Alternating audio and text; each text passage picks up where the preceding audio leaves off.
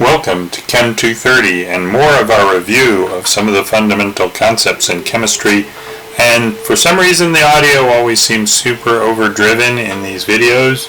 Hopefully you just turn your sound down and don't mind a little bit of the extra distortion. I'm going to try to speak a little softer for this one and see if that helps.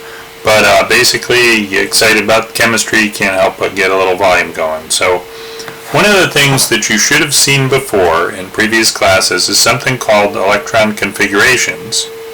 And so a basic question would be to write the electron configuration. What is the electron configuration? And what's an electron energy diagram for carbon?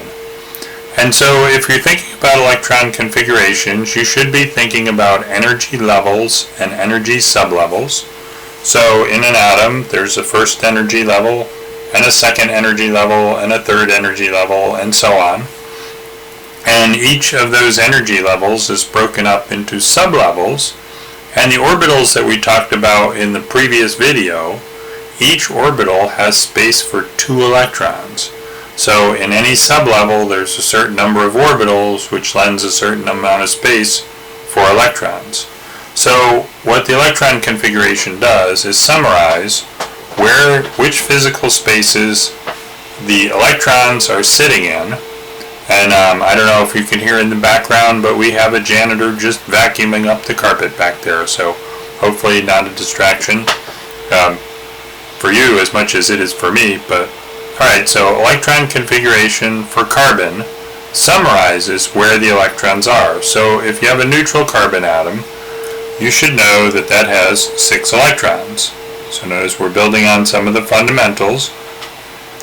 Carbon is element number 6, so it has 6 protons. If it's neutral, it also has 6 electrons to balance the charge. And so when I like to start with the electron energy diagram first, because it contains a little more information than just the electron configuration. And once we write the electron energy diagram, writing out electron configuration should be super simple.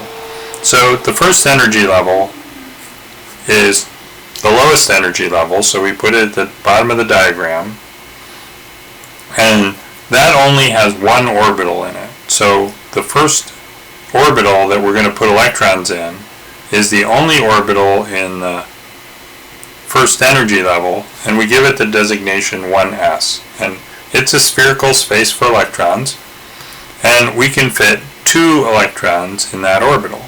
So we draw one as an up arrow and one as a down arrow. So there's the beginning of the electron energy diagram. The second energy level for carbon, or for any other element, has a total of 8 electrons that can fit in it in 4 orbitals. So just like the first energy level had a 1s, the second energy level has a 2s, and that's 1 orbital, spherically shaped, that has room for 2 electrons. So there we go, the 2s is there. And then the next sublevel, so the second energy level, is divided into 2 sublevels. The 2s is the slightly lower energy one. This is not drawn to scale, but getting the energy ordering correct. Above the 2s sublevel is the 2p sublevel, and this has room for 2, 4, 6 electrons. But so far we've already loaded 4 electrons into this picture, so we only have to put 2 more in. And the way we do that, since electrons are negatively charged, they really don't like each other. They're going to repel each other. And if the first electron goes in a 2p orbital, the second one is going to avoid that orbital and go into a different one in the same sublevel. And this is called Hund's rule. There's a couple of rules for writing electron configurations and drawing electron energy diagrams. One is called the Aufbau, or building up principle, which says we start in the lowest energy orbitals and then go up from there. That's Aufbau. The Hund's rule says if we have a bunch of orbitals at the same energy, we're going to spread the electrons out into different orbitals with the same spin before we start pairing them. So the up arrows are what we call upspin electrons. And the other one is that if 2 electrons are going to occupy the same orbital, they have to have opposite spins, so one up and one down, and that's the Pauli exclusion principle. So we'll talk more about those rules, but those rules in action here. 2 electrons in the 1s orbital, 2 electrons in the 2s orbital, and then 2 electrons in the 2p sublevel, and that's what's expressed here in the electron energy diagram. And you can see these electrons are unpaired because they don't have a partner. They're sitting all by themselves in a half-filled orbital. These electrons are paired. They're of opposite spin sitting in the same orbital. So here's a little bit of information, and if we translate the information in this electron energy diagram into an electron configuration, we merely say that the 1s sublevel has 2 electrons in it, the 2s sublevel has 2 electrons in it, and the 2p sublevel has 2 electrons in it.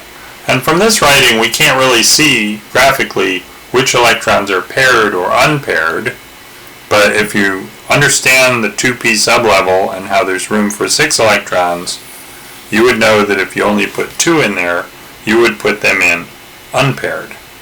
So there's a little super brief reintroduction to electron configurations and electron energy diagrams and which orbitals exist in the first and second energy levels and how we populate them for with electrons to describe the electron configuration for something like carbon.